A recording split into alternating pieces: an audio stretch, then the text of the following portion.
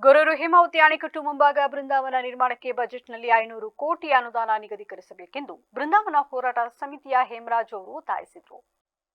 ಈ ಕುರಿತು ಸುದ್ದಿಗೋಷ್ಠಿಯಲ್ಲಿ ಮಾತನಾಡಿದ ಅವರು, ಪತ್ರಿಕಾ ಹಾಗೂ ದೃಶ್ಯ ಮಾಧ್ಯಮಗಳ ಮುಖಾಂತರ ಮುಖ್ಯಮಂತ್ರಿಗಳಿಗೆ ಬೃಂದಾವನ ನಿರ್ಮಾಣಕ್ಕೆ ಅನುದಾನ ಕೋರಲಾಗಿತ್ತು.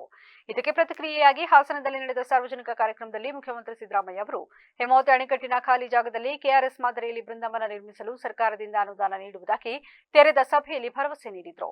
ಹೀಗಾಗಿ ಆ ಭರವಸೆಯಂತೆ ಪ್ರಸ್ತುತ ಬಜೆಟ್ನಲ್ಲೇ 500 ಕೋಟಿ ರೂಪಾಯಿ ಅನುದಾನವನ್ನು ನಿಗದಿಪಡಿಸಿ ಬೃಂದಾವನ ನಿರ್ಮಾಣ ಕಾರ್ಯವನ್ನ ತ್ವರಿತವಾಗಿ ಆರಂಭಿಸಬೇಕೆಂದು ಸಮಿತಿ ಸರ್ಕಾರವನ್ನ ಮನವಿ ಮಾಡಿದರು.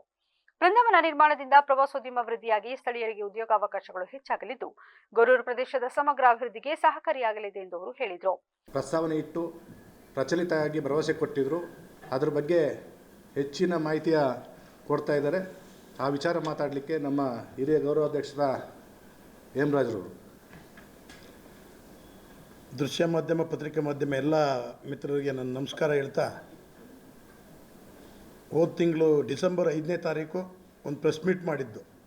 ಗೊರೂರು ಅಣೆಕಟ್ಟೆಯಾಗಿ ಸುಮಾರು 65 ವರ್ಷ ಆಗಿದೆ.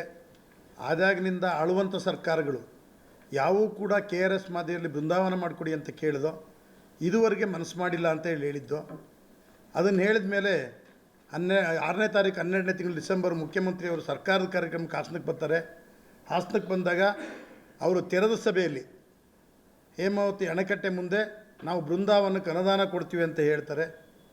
ಮಾನ್ಯ ಮುಖ್ಯಮಂತ್ರಿಗಳಲ್ಲಿ ನಾವು ಕೈ ಮುಗಿದು ಪ್ರಾರ್ಥನೆ ಮಾಡೋದು ಇಷ್ಟೇ, ನೀವು ಹೇಳ್ತೀರಿ ನಾವು ನುಡಿದಂತೆ ನಡೆಯುವ ಸರ್ಕಾರ ಅಂತ ಹೇಳಿ. ದಯಮಾಡಿ 6-12ರಲ್ಲಿ ನೀವು ನುಡಿದಿದ್ದೀರಿ ಹಾಸನದಲ್ಲಿ.